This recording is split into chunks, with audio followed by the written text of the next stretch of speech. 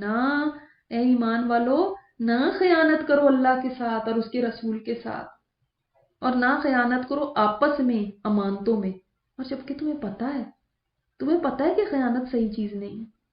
تو وہ خیانت ہوتی کیا ہے؟ بددیانتی کو کہتے ہیں نا اصل میں خیانت، کہ ہم جب کہتے ہیں خواہ واو نون سے ہے، کمی کر دینا، دھوکہ دینا۔ اور امانت کیا ہوتی ہے؟ ہر وہ حق جو کسی بھی دوسرے کا ہے اس کو ادا کر دینا، وہ امانت ہے۔ امانت ہے کسی کے بھروسے پر کسی کو کوئی چیز دی جائے تو وہ اس کے پاس امانت ہے، چاہے وہ کوئی ذمہ داری ہے یا کوئی مال ہے، کوئی چیز ہے، کوئی عہدہ ہے، کچھ بھی ہو سکتا ہے۔ اس کو ٹرسٹ کر کے اس کو دی گئی ہے، اس کو ہینڈ اوور کی گئی ہے، وہ امانت ہے۔ لیکن نا کسی نے آپ کے اوپر ٹرسٹ کیا اور آپ کو کوئی عہدہ دیا یا کوئی ذمہ داری دے دی، بھئی دیکھو آپ کی ذمہ داری آپ ہی کا، وہ آپ کے اوپر ٹرسٹ کر کے آپ کو دے رہا ہے نا، یہ اب امانت ہے۔ سمجھ آئی؟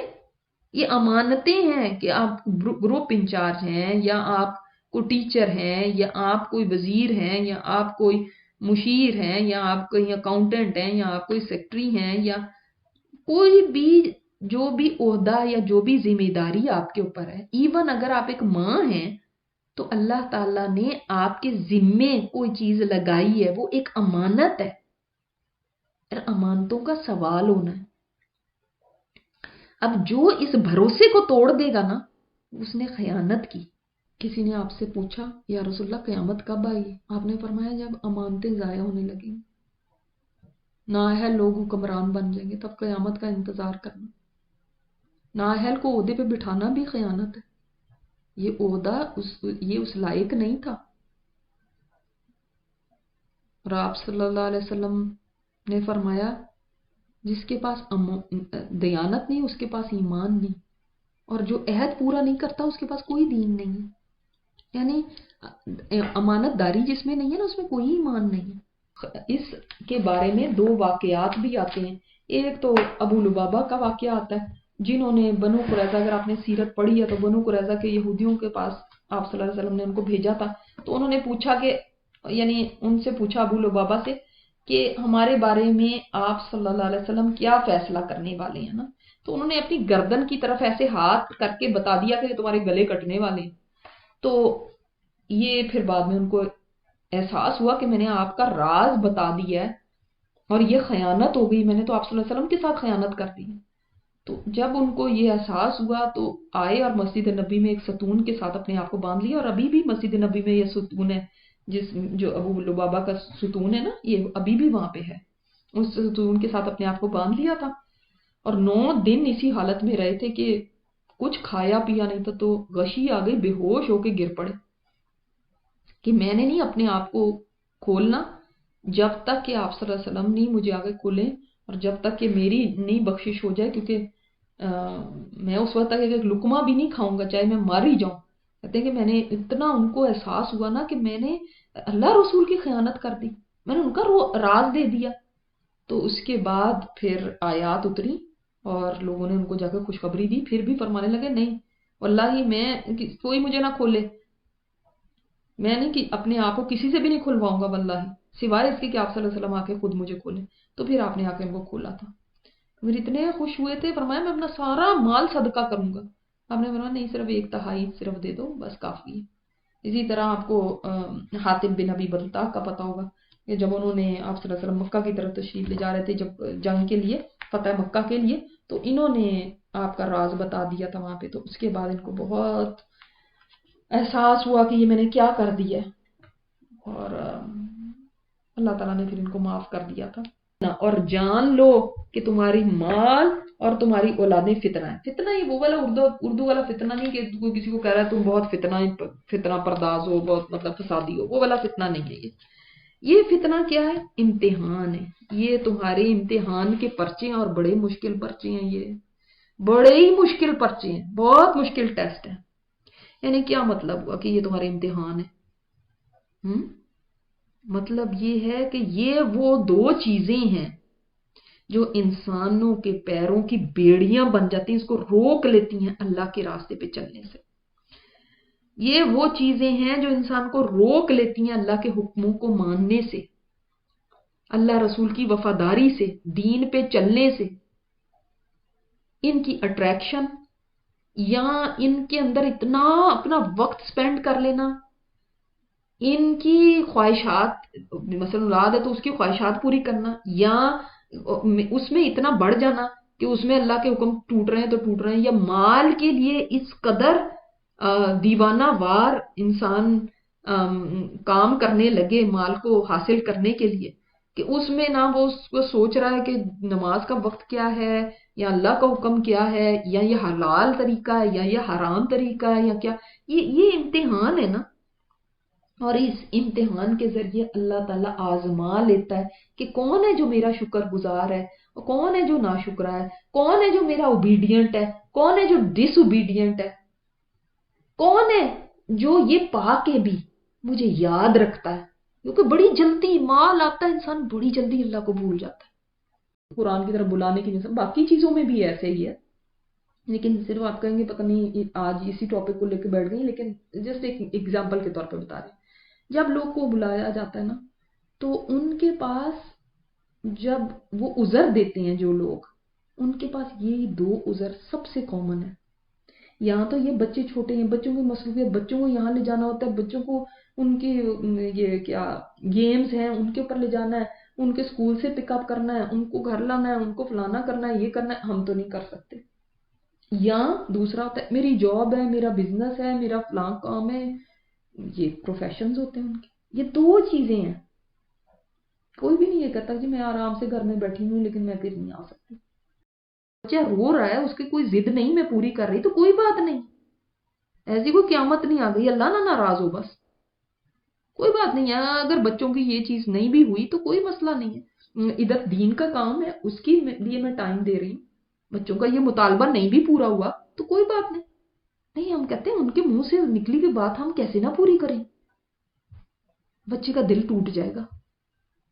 اور قرآن کو ٹائم ملتا ہے نہیں ملتا کوئی بات نہیں، نماز پڑھنے کا وقت ملتا ہے یا نہیں ملتا کوئی مسئلہ نہیں۔ مطلب ان کی شادیوں کے لیے دیکھیں نا، مجھے رات تک جاگنا پڑتا ہے، وقت کا میں کتنا بھی ضیاع کرتی رہوں اس کے اوپر کچھ نہیں ہے، لیکن ہاں میں دیکھیں یہ نمازوں میں بڑا ٹائم لگ جاتا ہے، تہجد پڑھنے کے لیے رات کو اٹھنا پڑتا ہے، اور راتوں کو شادیوں کے لیے اٹھ رہے ہیں، ان کی تیاریوں کے لیے اٹھے رہ رہے ہیں، کوئی فرق نہیں پڑتا۔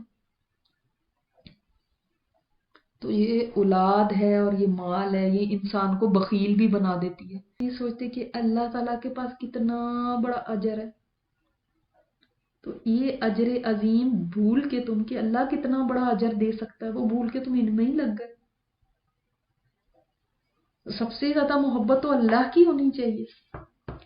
یہ ایک اثر ہے، یعنی ایک قول ہے کہ اللہ تعالیٰ نے فرمایا اے ابن آدم مجھے ڈھونڈ تو مجھے پا لے گا، اور مجھے پا لینا تمام چیزوں کو پا لینا، اور میرا گم ہو جانا یعنی مجھے لوز کر دینا، جس کو ہم اپنی لینگویج میں کہتے ہیں تمام چیزوں کو لوز کر دینا۔ میں تیری تمام چیزوں سے زیادہ تیری محبت کا حقدار ہوں۔ سبحان اللہ۔ اگر تم تقوی اختیار کرو گی، کس کا؟ لوگوں کا نہیں، اللہ کا۔ اللہ کا ڈر اگر تمہارے دل میں ہوگا، اللہ کو راضی کرنے کی لگن ہوگی۔ تقوی میں نے آپ کو کیا بتایا تھا؟ تقوی کیا ہے؟ کیا چیز ہوتی ہے تقوی؟ یعنی تقوی یہ ہے کہ انسان کے اندر یہ ہر وقت یہ فکر ہونا کہ ہائے کہیں مجھ سے کوئی ایسا کام نہ ہو جائے کہ جس سے میرا اللہ ناراض ہو جائے، یہ فکر ہر وقت لگی رہے، یہ سوچ ہو اس کے اندر کوئی ایسی غلطی نہ ہو جائے مجھ سے، اور ہر وقت یہ ذہن کے اندر ہو یہ کوئی نیکی کا کام مجھ سے رہ نہ جائے۔ جس چیز کے اندر اللہ خوش ہوتا ہے نا، مجھ سے رہ نہ جائے، یہ نہ ہو کہ میں اس کو نہ کر پاؤں، یہ نہ ہو مجھ سے لوز ہو جائے، یہ کام بھی کر لوں یہ کام بھی کر لوں، اس کے حریص ہو وہ۔ کیوں؟ اس لیے کہ میرا اللہ اس سے خوش ہوتا ہے نا۔ تو یعنی ہر وقت نیکی کو کرنے کی تڑپ اس کے اندر ہے، اور ہر وقت گناہ سے بچنے کی اس کے اندر ایک فکر ہے موجود، تو سمجھ لیں وہ متقی ہے۔ اگر آپ کے اندر یہ ہے تو آپ کے اندر تقویٰ ہے الحمدللہ. ہاں مگر تقویٰ کے لیولز ہیں، تو کسی میں تھوڑا ہو سکتا ہے، کسی میں زیادہ ہو سکتا ہے، لیکن اگر آپ کے اندر یہ سوچ ہے نا تو الحمدللہ. اور تقویٰ دل میں ہوتا ہے. تو اگر آپ متقی ہیں تو کیا فرمایا جس میں تقویٰ اللہ کا، اس کو تین چیزیں اللہ تعالیٰ نے یہاں پہ بتائیں کہ جس کو ملے گی، 3 ریوارڈز ہیں اس کے لیے. اب سنیں یہ ریوارڈ. اگر تقویٰ ہے تو کیا ملے گا؟ یجعل لکم فرقانا، اللہ تمہارے لیے فرقان تمہیں دے دے گا. ایک تو تھا نا یوم الفرقان، بدر 17 رمضان، دیٹس یوم الفرقان. لیکن یہاں پہ بات ہو رہی ہے اس فرقان کی جو اندر کی بصیرت ہے. یعنی اللہ تعالیٰ فرق کرنا کہ یہ چیز بری ہے، یہ چیز اچھی ہے، یہ نیکی ہے، یہ گناہ ہے، یہ نور عطا فرما دے گا. آپ خود فیصلہ کر سکیں گے کہ نہیں یہ غلط ہے، یہ باطل ہے. ٹھیک ہے کہ یعنی انسان کے اندر اللہ تعالیٰ وہ میزان خود رکھ دیتا ہے. اللہ تعالیٰ اس کو خود بھی سمجھا دیتا ہے، اس کو خود سجھائی دینے لگتا ہے. ٹھیک ہے، تو یہ فرقان، یہ بھی مل جانا اللہ تعالیٰ کے انعامات میں سے ایک انعام ہے. یہ اس کو ملتا ہے جس میں تقویٰ آ جاتا ہے اور تمہارے لیے تمہاری برائیوں کو دور کر دے گا. اور سیئہ برائی کو بھی کہتے ہیں اور مصیبت کو بھی کہتے ہیں، یہ یاد رکھیں. تو اس کا ایک معنی یہ ہے کہ اللہ تمہارے گناہوں کو تم سے دور کر دے گا، یعنی تمہیں بخش دے گا. اور آگے بھی آ رہا ہے وَيَغْفِرْ لَكُمْ، اور بخش دے گا تم کو. لیکن یہاں پہ اگر ہم یہ معنی کریں کہ سیئہ کا معنی مصیبت کا، تو دیکھیں کہ اللہ تعالیٰ تمہاری مصیبتیں تم سے دور کر دے گا. کہاں کی مصیبتیں؟ دنیا کی بھی اور آخرت کی بھی. سبحان اللہ. یہ ریوارڈ ہے، یہ انعام ہے اللہ کی طرف سے ان کے لیے جو متقی ہوتے ہیں. متقین کا تو آخرت میں بتایا گیا نا کہ جنت متقین کے لیے ہی ہے. تو سبحان اللہ، اللہ تعالیٰ دنیا کی بھی مصیبتیں دور فرما دے گا اور آخرت کی بھی مصیبتیں. تو تقویٰ کے تو بڑے فائدے ہیں اور اللہ بخش بھی دے گا، کیونکہ متقین سے بھی تو گناہ ہو جاتے ہیں، متقین سے بھی تو غلطیاں ہو جاتی ہیں.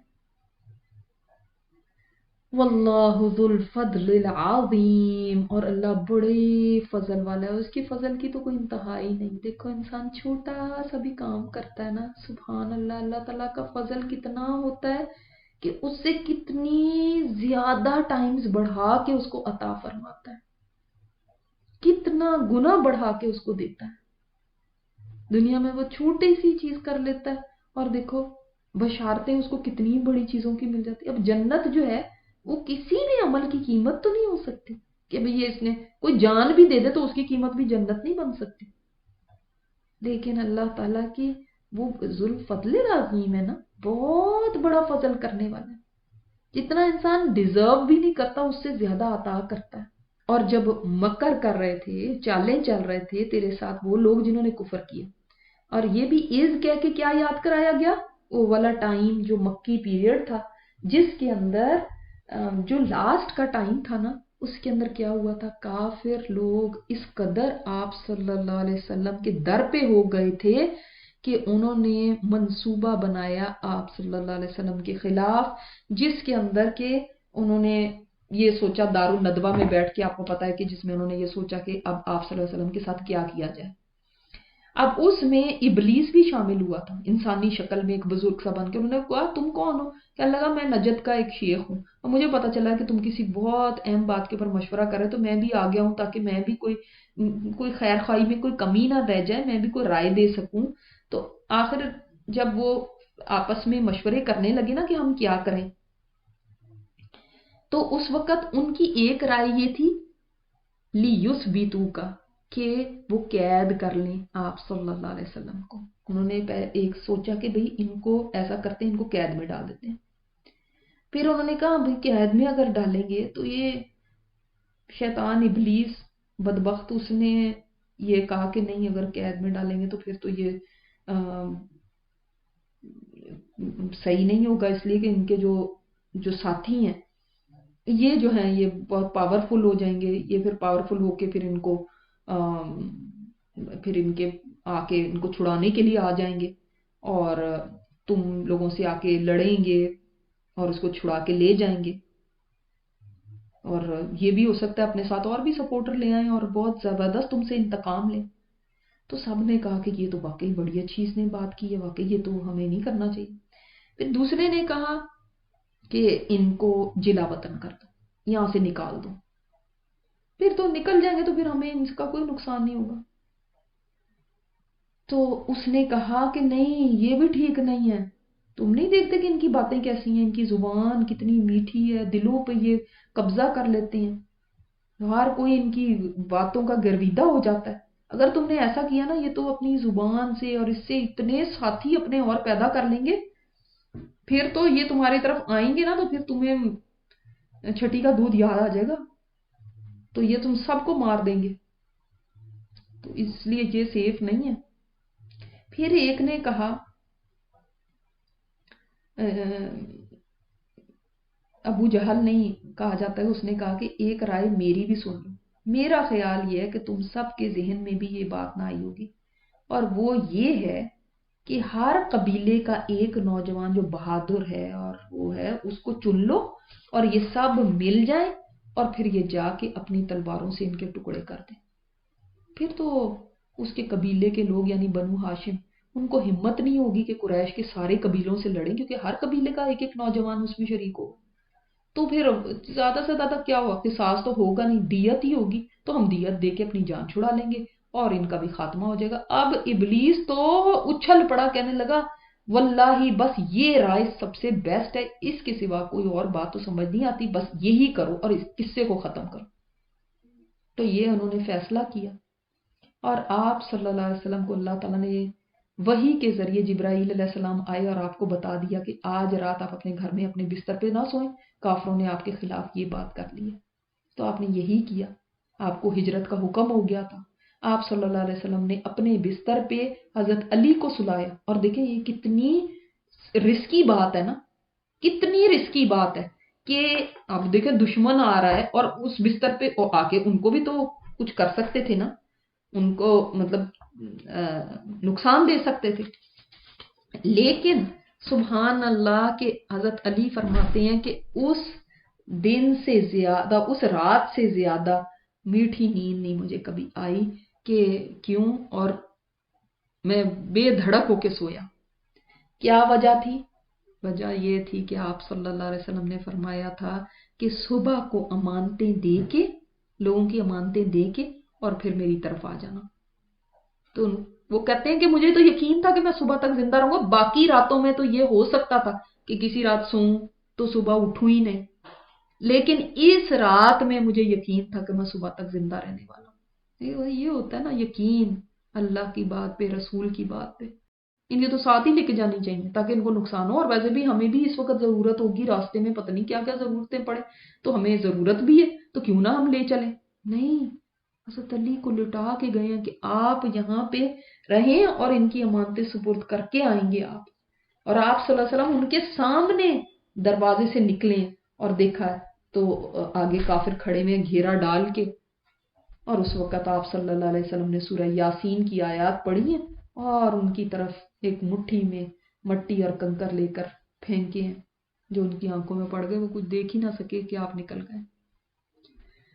تو وہ یاد کریں اللہ تعالیٰ کا یہ احسان کہ کیسے یہ آپ کے خلاف اتنی تدبیریں کر رہے تھے، پلاننگز کر رہے تھے بیٹھے ہوئے دار الندوہ میں کہ ان کو قید کر لیں یا قتل کر لیں یا ان کو نکال دیں۔ وَيَمْكُرُونَ وَيَمْكُرُ اللَّهُ، وہ چالیں چل رہے تھے اور اللہ بھی تدبیر کر رہا تھا۔ اللہ اکبر، واللہ خیر الماکرین، اور اللہ بیسٹ ہے آف پلانرز، اللہ بیسٹ تدبیر کرنے والا ہے۔ کہ دیکھیں انہوں نے تدبیریں کی کہ ہم ایسے کر لیں گے، ایسے کر لیں گے، ساری ان کی تدبیریں خاک میں مل گئیں۔ انہوں نے ساری رات گھیرے میں لیے رکھا آپ صلی اللہ علیہ وسلم کے گھر کو، اور صبح اٹھ کے دیکھا تو وہاں پہ کوئی بھی نہیں، اور آپ ان کے سامنے نکل رہے ہیں، اور اللہ تعالیٰ نے ان کو کیسے اندھا کر دیا۔ اور پھر دیکھیں کہ انہوں نے پیچھا کیا، جب پیچھا کیا ہے کہ وہ پیروں کے نشان دیکھتے ہوئے آپ کے پیچھے اس پہاڑ تک پہنچ گئے، غار ثور تک پہنچ گئے، جہاں پہ آپ صلی اللہ علیہ وسلم نے پناہ لی بھی تھی حضرت ابوبکر صدیق کے ساتھ، اور اس غار کے منہ تک آ گئے ہیں، لیکن اللہ تعالیٰ نے ان کو کیسا اندھا کر دیا کہ وہ آپ کو دیکھ ہی نہ سکے۔ تو یہ سبحان اللہ سب چیزیں نہیں بتاتی کہ دیکھو اللہ کی پلاننگ کیسی ہوتی ہے۔ اللہ چاہے تو دشمنوں کے منہ سے نکال کے کسی کو لے جائے،